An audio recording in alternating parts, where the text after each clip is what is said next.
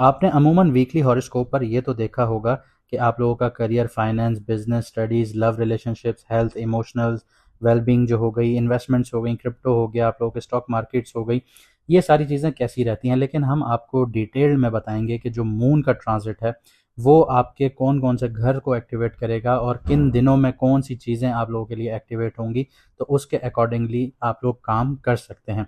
तो वीडियो शुरू करने से पहले सिर्फ इतना कहूंगा कि जो लोग अपना मून साइन नहीं जानते, कमेंट सेक्शन में अपनी ओरिजिनल डेट ऑफ बर्थ लिखें, आपको आपका मून साइन बता दिया जाएगा। जो लोग अपॉइंटमेंट हासिल करना चाहते हैं तो आपकी स्क्रीन पर नंबर आ रहा होगा, व्हाट्सएप पर मैसेज करके आप लोग अपॉइंटमेंट बुक करवा सकते हैं। लिमिटेड टाइम के लिए 50% ऑफ चल रहा है, जल्द से जल्द अपने स्लॉट्स बुक करवाइए क्योंकि स्लॉट्स लिमिटेड होते हैं। और इसके अलावा अगर आप लोगों ने सब्सक्राइब नहीं किया हुआ, सब्सक्राइब कर लीजिए क्योंकि हम लोग लाइव भी आते हैं ताकि आपसे वहाँ पे हमारी गपशप चलती रहे। आइए देखते हैं कि ये हफ्ता आपके लिए कैसा रहेगा 13 ऑफ जुलाई से लेकर 20 ऑफ जुलाई तक। सबसे पहले बात करते हैं एरीज वालों के लिए।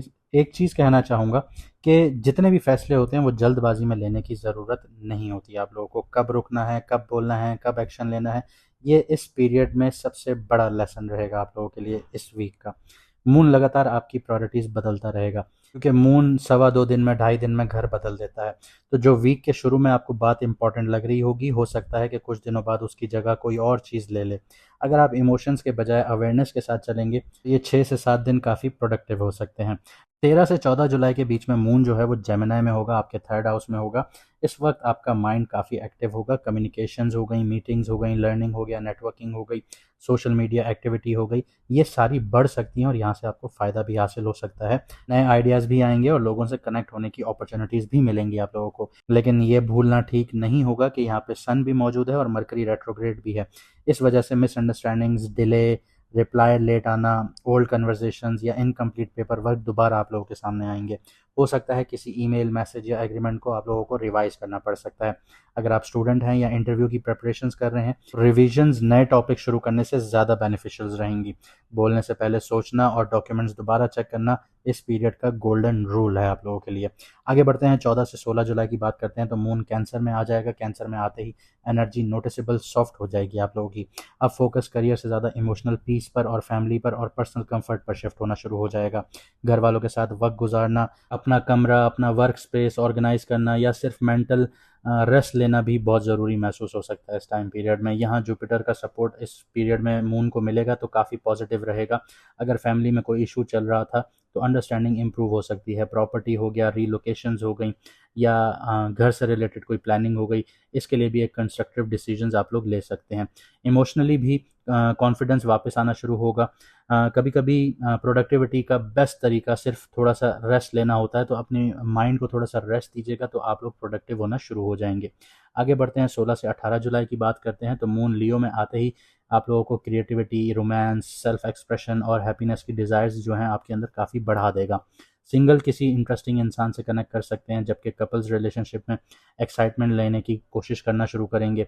लेकिन इसी घर में वीनस के साथ केतु भी मौजूद होगा।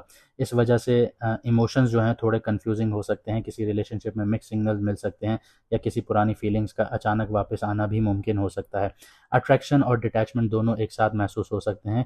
क्रिएटिव प्रोफेशनल्स के लिए ये पीरियड इंस्पायरिंग है, लेकिन वैलिडेशंस के पीछे भागने के बजाय अपनी और ओरिजिनलिटी पर फोकस रखिएगा, ये ज़्यादा बेहतर रहेगा। आगे बढ़ते हैं, 18 से 21 जुलाई की बात करते हैं। यहाँ पे आप लोगों को अपनी रूटीन को सुधारना होगा, एनर्जी को बचाना होगा क्योंकि मून विर्गो में एंटर होगा तो प्रैक्टिकल लाइफ फिर से इंपॉर्टेंट होना शुरू हो जाएगी। डेली रूटीन आपकी बहुत ज़्यादा वो हो जाएगी, नोटिसेबल होना शुरू हो जाएगी, वर्कलोड बढ़ेगा, डेडलाइंस और हेल्थ पर ध्यान देने का बहुत ज़्यादा वक्त होगा। अगर पिछले कुछ दिनों में इरेगुलर रूटीन रही है तो अब बॉडी भी डिसिप्लिन डिमांड करेगी। ऑफिस में छोटी मिस्टेक्स अवॉइड करने के लिए डिटेल्स पर बहुत ज़्यादा फोकस कीजिएगा, हेल्दी ईटिंग रखिएगा, प्रॉपर स्लीप लीजिएगा और एक्सरसाइज का असर इस पीरियड में जल्दी नज़र आना शुरू होगा। ये वक्त ओवर थिंकिंग का नहीं होगा, सिस्टम इम्प्रूव करने का होगा। अब बात करते हैं 21 से 22 जुलाई की। ये आप लोगों के लिए बोनस पीरियड मैं बता रहा हूँ आप लोगों को। वीक के आखिर में मून लिब्रा में एंटर करेगा और पार्टनरशिप सबसे इंपॉर्टेंट टॉपिक बनेगी यहाँ पे, चाहे बिजनेस हो, मैरिज हो या क्लोज फ्रेंडशिप्स हो। हर रिलेशनशिप में बैलेंस और म्यूचुअल अंडरस्टैंडिंग की ज़रूरत महसूस करेंगे आप लोग। तो अगर यहाँ पे किसी से पिछले दिनों में आप लोगों की मिसअंडरस्टैंडिंग्स हुई थी, तो आप कामली बात करने पर आप लोगों को मौका मिल सकता है चीज़ों को सॉर्ट आउट करने का। किसी इंपॉर्टेंट कोलैबोरेशन या क्लाइंट मीटिंग के लिए भी ये टाइम पीरियड जो है बहुत ज़्यादा सपोर्टिव हो सकता है। बस एक्सपेक्टेशन रियलिस्टिक रखनी है आप लोगों को। अगर आप लोग इस चीज़ को नहीं समझे और आप लोगों ने अनरियलिस्टिक एक्सपेक्टेशंस फिर भी बनाए रखी, तो थिंग्स विल गो अदरवाइज।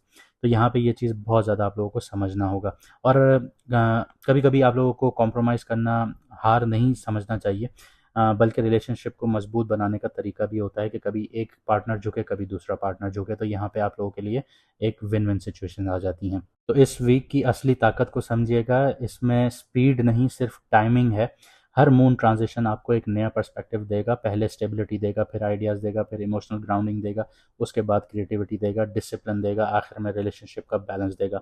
अगर आप हर फेज़ को उसकी डिमांड के मुताबिक हैंडल करेंगे, तो ये वीक सिर्फ प्रोडक्टिव नहीं होगा, बल्कि इमोशनली भी काफ़ी मेच्योर बनाकर ख़त्म होगा। ज़िंदगी में ये चीज़ याद रखिएगा कि ज़िंदगी का जो सबसे बड़ा प्रोग्रेसिव वे होता है, वो धीरे धीरे नज़र आ रहा होता है और धीरे धीरे चलने में होता है। एकदम से बड़े कदम लेने में आप लोग ज़िंदगी में प्रोग्रेस नहीं कर रहे होते, आप एकदम माउंटेन की टॉप पर जाके उधर से फिर डायरेक्ट नीचे ही आएंगे। जब आप आहिस्ता आहिस्ता ऊपर चढ़ते हैं, तो आपको मज़ा भी आता है कि आप कैसे ऊपर जा रहे हैं, और उस सफ़र को एंजॉय करते हैं।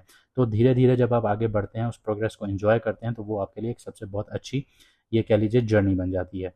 उम्मीद करता हूँ आपको वीडियो पसंद आई होगी। अगर ऐसा है तो वीडियो को लाइक ज़रूर कीजिएगा, शेयर भी कीजिएगा, कमेंट में अपनी राय भी दीजिएगा। अगर आप लोग डेट ऑफ बर्थ नहीं लिखते, तो उसके अलावा आप लोग अपनी राय भी लिख सकते हैं। और चैनल को सब्सक्राइब ज़्यादा से ज़्यादा कीजिए और हमारे गोल के 50,000 सब्सक्राइबर तक अचीव करने में हमारी मदद कीजिए।